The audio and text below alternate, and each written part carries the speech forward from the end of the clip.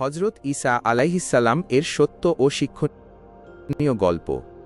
অনেক বছর আগে বনি ইসরাইল জাতির একটি গ্রামে আল্লাহ তায়ালা একজন মহান নবী পাঠিয়েছিলেন, যার নাম ছিল হজরত ঈসা আলাইহিসসালাম। তিনি ছিলেন বিবি মারিয়াম আলাইহিসসালামের ছেলে। আল্লাহ তাকে কোনো বাবা ছাড়াই অলৌকিকভাবে সৃষ্টি করেছিলেন। হজরত ঈসা আলাইহিসসালাম এসেছিলেন বনি ইসরায়েলদের আবার আল্লাহর পথে ফিরিয়ে আনার জন্য। সেই সময় বনি ইসরায়েল জাতির মানুষ আবার খারাপ পথে চলতে শুরু করেছিল। কেউ মূর্তির পূজা করত, কেউ গরিবদের কষ্ট দিত, আর সমাজে ঝগড়া ও অন্যায় বেড়ে গিয়েছিল। আল্লাহ হজরত ঈসা আলাইহিসসালামকে পাঠালেন যাতে তিনি তাদের সঠিক পথ দেখান। হজরত ঈসা আলাইহিসসালাম ছিলেন খুব শান্ত, বুদ্ধিমান আর দয়ালু। তার চেহারা ছিল নূরের মতো উজ্জ্বল, আর মনে ছিল আল্লাহর জন্য অনেক ভালোবাসা।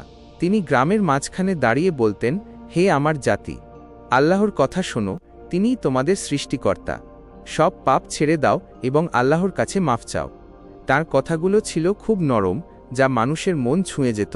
তিনি বাচ্চাদের সত্যি কথা বলা, নামাজ পড়া এবং ভালো ব্যবহারের শিক্ষা দিতেন। তিনি বলতেন, বাচ্চারা সবসময় সত্যি কথা বলবে, আল্লাহ সত্যবাদীদের খুব পছন্দ করেন। কিছু মানুষ তার কথা শুনল এবং তওবা করে আল্লাহর পথে ফিরে এল, কিন্তু কিছু জেদি মানুষ তাদের পুরনো খারাপ অভ্যাস ছাড়তে চাইল না। তারা বলল, ঈসা, আমরা আমাদের পূর্বপুরুষদের নিয়ম ছাড়ব না। হজরত ঈসা আলাইহিসসালাম এর একটি বড় কাজ ছিল মানুষের মধ্যে মিল করিয়ে দেওয়া। তিনি মানুষের ঝগড়া মিটিয়ে দিতেন এবং সঠিক বিচার করতেন। একদিন দুজন প্রতিবেশী তার কাছে এল। একজন বলল, এই লোকটা আমার গাছ থেকে ফল চুরি করে। অন্যজন বলল, না, এই ফল আমার গাছের। হজরত ঈসা আলাইহিসসালাম গাছগুলো ভালোভাবে দেখলেন, মুরব্বীদের সাথে কথা বললেন এবং সঠিক বিচার করলেন। তার ইনসাফ দেখে মানুষ বলতে লাগল, সত্যি হজরত ঈসা আল্লাহর একজন সত্য নবী। হজরত ঈসা আলাইহিসসালাম গরিবদের খুব সাহায্য করতেন। একবার গ্রামে খুব অভাব দেখা দিল। খাবার পাওয়া যাচ্ছিল না, আর মানুষ ক্ষুধায় কষ্ট পাচ্ছিল।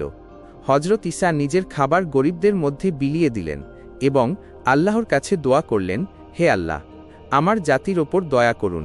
আল্লাহ তার দোয়া কবুল করলেন। আকাশ থেকে বৃষ্টি হল, জমিতে ভালো ফসল ফলল এবং মানুষ আবার সুখে দিন কাটাতে লাগল। তারা বলল, আমরা হজরত ঈসার দোয়ায় বেঁচে গেলাম। তিনি সবসময় মানুষকে আল্লাহর দিকে ডাকতেন। তিনি বলতেন, আল্লাহর হুকুম মেনে চলো, তিনি তোমাদের কখনোই একা ছেড়ে দেবেন না। তিনি বাচ্চাদের নামাজ শেখাতেন, গরিবদের কাপড় ও খাবার দিতেন এবং সবসময় সবার সাথে ভালোবাসা আর ধৈর্য নিয়ে চলতেন। তার ভালো ব্যবহার দেখে মানুষ ধীরে ধীরে আল্লাহর পথে ফিরে আসতে লাগল।